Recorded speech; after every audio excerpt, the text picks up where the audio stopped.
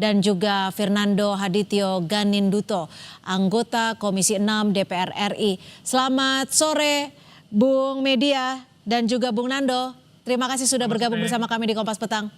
Selamat sore Mbak Cynthia, apa kabar? Kabar baik, terima kasih. Bung Nando, ini kalau menurut Komisi 6 DPR RI sendiri, apakah alasan Menkyu Purbaya untuk menolak membayar utang KCIC melalui anggaran APBN sudah tepat menurut pandangan Komisi 6? Ya, terima kasih Mbak Cynthia. Yang pertama gini, kita harus lihat perspektifnya dari KCIC ini kan sebuah proyek yang memang sangat bagus dan sukses ya, dan ini juga merupakan suatu breakthrough juga yang dilakukan oleh pemerintah sehingga kita bisa mendapatkan proyek dari Jakarta ke Bandung yang begitu cepat, bagus dan menarik gitu. Namun kemudian memang di dalam perjalanan bisnisnya mereka KCIC itu memang ada beberapa hal yang membuat akhirnya KCIC ini mendapat beban yang berat sekali untuk membayar utangnya. Karena biar bagaimanapun Mbak Cynthia, dalam bisnis transportasi, yang namanya infrastruktur itu harusnya memang disediakan oleh pemerintah. Nah ini kan infrastrukturnya kan disediakan oleh KCIC sendiri. Jadi itu yang mengakibatkan akhirnya semua biaya menjadi membengkak dan utang segitu besar. Jadi kembali ke pertanyaan Mbak Cynthia di awal, bahwa memang yang dikatakan oleh Menteri Keuangan itu menurut saya sudah tepat. Karena memang hari ini kita udah banyak institusi lain seperti Danantara atau institusi lain yang bisa mendanai BUMN kita gitu. Jadi memang jadi saya rasa sih sudah tepat dan memang itu harus dibiayai oleh non APBN karena itu besar sekali dan itu bisa merusak fiskal kita gitu. Jadi saya sepakat sekali dengan Menkyu. Mas Media, ini penolakan Menkyu Purbaya dan meminta Danantara untuk menanggung. Kalau Komisi 6 menyebutnya sudah tepat. Apakah kalau dari Selyo sendiri ini menilai sudah sesuai dengan disiplin fiskal? Yang pertama jelas saya sepakat, jangan korbankan APBN. Rakyat tidak studi ya pasti proyek yang penuh masalah seperti kereta cepat ini dibebankan ke APBN. Karena sejak awal proyek ini diklaim tidak pakai uang negara. Tapi kalau seandainya publik dipaksa menanggung pembengkakan biaya dan risiko utang, ini jelas melanggar prinsip keadilan anggaran dan melanggar prinsip kontrak moral antara pemerintah dengan masyarakatnya. Jadi waktu itu kan memang proses perencanaan proyeknya optimistis ya, dan kreditor menawarkan bunga pinjaman. Dan kalau sekarang dijalankan dan biaya bengkak, apa kemudian harus ditanggung jawab oleh pemerintah Indonesia saja? Ini kan kurang fair. Dan satu fakta lainnya juga ini kan kebijakan warisan dari presiden sebelumnya yang dipaksakan tanpa kajian yang matang. Jadi ini konsekuensi dari keputusan politik sebelumnya yang mengabaikan rasionalitas ekonomi. Dan menurut saya kalau proyeknya bermasalah, yang kemudian justru bertanggung jawab adalah masyarakat yang diminta membayar kembali melalui APBN, melalui pajak, melalui kenaikan utang negara. Jelas ini tidak adil secara fiskal karena keputusan elit akhirnya harus rakyat yang menanggung resikonya. Dan kalau kita lihat hari ini ya KAI yang jadi pemegang saham mayoritas itu menerima tanggungan kerugian masif sekali 950 miliar per Juni 2025 dan penumpangnya juga nggak naik-naik, hanya 21% ya, sekitar 20% dari target. Dan kalau ini terjadi terus, KAI yang kemudian menanggung beban dan yang berkorban lagi-lagi adalah penumpang KAI dan kita semua ya, masyarakat menengah bawah. Mas Media, jadi apakah Anda ingin mengatakan bahwa proyek KCIC ini masih termasuk proyek yang hingga saat ini bisa dikatakan untuk skema keuangan pembayarannya masih terbilang tidak sehat? Sangat tidak sehat, sangat tidak sehat. Dan kalau ini makin parah ya dan tidak diatasi segera, yang pasti yang paling rugi adalah KAI. Karena KAI itu bukan hanya WUS. KAI itu juga penyedia KRL, operator kereta ekonomi jarak jauh, penyambung logistik nasional, termasuk juga penyokong mobilitas rakyat di daerah ya. Dan saya kira kalau ini tidak diantisipasi, pasti tarif kereta ekonomi dan KRL pasti bisa naik. Layanan kereta di daerah bisa mati. Jadi menurut saya ini harus segera diatasi, Mbak. Mas Nando, lalu kalau dari DPR sendiri sejauh mana sih Komisi 6 itu bisa ataupun sudah mengetahui soal skema pembayaran utang KCIC ini? Kan kalau Mensesnek bilang skemanya sedang dicari yang paling tepat untuk pembayarannya. Ya, memang saya sepakat juga dengan Mas Media ya tadi ya, bahwa KAI ini KAI ini perusahaan BUMN yang menurut saya sudah transformasinya luar biasa dari dulu sampai sekarang lah. Jadi menurut saya kehadiran KCIC ini kita lupakanlah apa yang terjadi di masa lalu, tapi kita harus fokus, pemerintah harus hadir dalam permasalahan KCIC ini untuk membenahi gimana caranya kita harus membenahi permasalahan ini gitu. Nah, terkait dengan mekanismenya itu sudah direncanakan oleh pemerintah, yang memang belum final, tapi itu sudah menjadi perhatian dari pemerintah untuk mendanai ini, yang pasti bukan non APBN ya. Tapi Yang kan pasti pembayaran bukan. utang harus terus dibayar ya, apalagi ada bunga yang kalau tidak salah sekitar bunganya itu 2 triliun per tahun ya. Betul. Kami di Komisi 6 dalam mengatasi BUMN bukan hanya KCIC aja yang harus bayar utang, Mbak Sinta. Jadi nggak usah khawatir. Kita juga banyak perusahaan-perusahaan BUMN yang terbelit dengan utang. Kita selalu berpartisipasi dan mikirin gimana caranya BUMN kita ini bisa menjadi normal dan menjadi untung gitu. Jadi Tapi memang kalau banyak. catatan Komisi 6 sendiri, maaf saya potong Bung Nando, untuk kereta cepat Wus ini masih merugikah atau sudah memperoleh keuntungan atau seperti apa catatannya? Tentu masih Reportnya. merugi.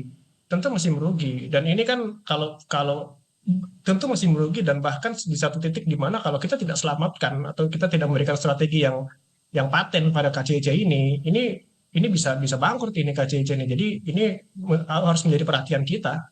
Mhm. Mhm. Kalau misalkan seperti yang disampaikan oleh Menkyu Purbaya akan diminta untuk ditanggung oleh Danantara, bagaimana nanti skemanya? Apakah Danantara bisa melakukan ini, karena kita tahu juga Danantara kan juga baru dibentuknya. Ya. Kalau bisa udah pasti saya pastikan pasti bisa, Mbak Cynthia, karena gini, kami kan di Komisi 6 ini kan mitra dengan Danantara ya. Kita juga selalu berkomunikasi dengan pengurus-pengurus Danantara, orang-orang Danantara itu. Ini mereka orang-orang hebat semua, Mbak Cynthia. Jadi saya yakin skema-skema strategi-strategi yang akan mereka lakukan itu pasti akan memberikan terbaik kepada masyarakat Indonesia gitu. Oke. Jadi nggak usah khawatir, mereka punya skill sendiri. Artinya Anda sudah mendapatkan bisikan atau informasi bahwa Danantara setuju dengan pernyataan Menkyu Purbaya untuk menanggung utang KCIC? Kalau hal itu karena gini, karena yang dikomunikasikan Danantara dengan kita itu kan RKP yang sudah dilakukan di 2025 kemarin ya. Mereka akan melakukan 1 tahun ke depan nih ada 28 sektor gitu. Jadi dan memang strategi apa yang akan dilakukan itu ya mau ditanyakan ke Danantara ya. Tapi yang pasti kami di Komisi 6 sebagai wakil rakyat, kami sudah memberikan instruksi atau memberikan saran kepada Danantara untuk salah satu proyek yang kita harus khawatirkan adalah KCIC ini, untuk gimana caranya pemerintah harus hadir untuk menyelamatkan proyek ini. Karena harapan kita, harapan masyarakat, harapan dapil saya itu kan KCIC itu berlanjut, Mbak, bahkan sampai sampai ujung Jawa gitu. Jadi kalau dari Jakarta sampai Bandung aja bermasalah seperti ini, gimana kita bicara sampai ujung Jawa gitu. Jadi pemerintah harus hadir untuk menyelesaikan masalah ini gitu. Oke. Bung Media, pernyataan Menkyu ini bisa mempengaruhi kepercayaan investor tidak? Enggak juga saya kira. Saya kira analisis Pak Menkyu juga masuk akal ya, bahwa yang berbuat yang bertanggung jawab. Jangan kemudian ketika ada masalah kemudian dilempar lagi ke APBN, yang menanggung kemudian rakyat. Yang berbuat sekarang kan BUMN dan keputusan politik saat itu, ini yang kemudian harus ditelusuri. Yang kedua, menurut saya membebani ke Danantara ini juga problematik, karena lagi-lagi Danantara kan sebagian besar itu juga aset dan investasinya jadi dari eksekutif, dari pemerintah. Jadi menurut saya kita juga harus lebih kreatif untuk melakukan renegosiasi kembali hutang ini dengan Cina. Jangan sampai kemudian membebani APBN. Jadi masih ada ruang untuk melakukan renegosiasi bunga dan tenor hutang misalnya. Itu pernah dilakukan oleh Malaysia pada saat menegosiasi ulang dari proyek dengan Cina gitu ya. Sehingga kita bisa menurunkan tekanan pembayaran secara drastis. Tapi lagi-lagi kan renegosiasi ini perlu diplomasi dan kemudian kekuatan tawar diplomatik yang kuat ya. Dan itu menurut saya harus dipikirkan dengan matang ke depan oleh pemerintah. Oke, kalau dari perspektif Selyo sendiri, pernyataan Menkyu untuk menolak utang KCIC ditanggung oleh APBN, apakah ini memang sekedar kebijakan yang sesuai terkait dengan keuangan negara, atau ada unsur untuk menghindari beban politik? Karena kita tahu ini proyek kan diinisiasi oleh presiden sebelumnya. Yang pasti Menteri Keuangan kan bendahara negara. Dan menurut saya ketika proyek ini menggunakan APBN, dan kemudian awalnya bisnis to bisnis dan sekarang dibebankan ke APBN, Menteri Keuangan kan harus bertanggung jawab kalau seandainya terjadi defisit yang parah dan kemudian APBN kita bermasalah. Jadi saya kira Menteri Keuangan menjalankan perannya untuk sebagai bendahara negara. Soal risiko keuangan yang besar terhadap BUMN, lagi-lagi ini domainnya eksekutif dan saat ini KCIC ya dan PT KAI untuk mencari jalan skema pembiayaan. Jadi pesannya sederhana, cari jalan keluar, jangan kemudian ada masalah kemudian lapor ke pemerintah dan minta APBN. Ini kan tidak adil sekali untuk rakyat sebagai pembayar pajak. APBN yang diambil begitu saja. Oke, Bung Nando, lalu bagaimana Komisi 6 DPR RI menjamin pengawasan untuk pembayaran utang ke China Development Bank ini dibayar oleh pihak yang tepat nantinya? Ya tentu saat ini kami sedang reses ya Mbak Cynthia ya. Nanti pada masuk sidang tentu kita akan kembali panggil. Tadi beberapa media juga saya udah menyatakan bahwa KCIC ini harus diselamatkan gitu. Nanti kita akan diskusi dengan mereka, nanti kita akan diskusi dengan Danantara juga bagaimana caranya kita harus menyelamatkan KCIC itu, apalagi KAI kita juga sudah menjadi kebanggaan dari negara kita gitu. Jadi ya insya Allah nanti kita telusuri lebih dalam gitu, dan kami sepakat juga dengan Bung Media tadi bahwa memang ini bukan tugas APBN lagi atau bukan tugas rakyat lagi untuk mendanai ini semua gitu, karena ini kita sudah kita sudah mempunyai sebuah namanya Danantara yang itu dimana mereka mempunyai aset dan mempunyai dana untuk mendanai gimana caranya BUMN ini bisa sehat lagi semuanya. Oke, Bung Media, utang 7,2 miliar USD atau sekitar 116 triliun rupiah. Beban bunga tahunannya 120,9 juta USD atau sekitar 2 triliun. Ini kalau tidak salah catatannya ya, dikoreksi kalau saya salah. Skema pembayaran yang paling tepat menurut Selyos harusnya seperti apa agar tidak lagi-lagi rakyat yang dirugikan?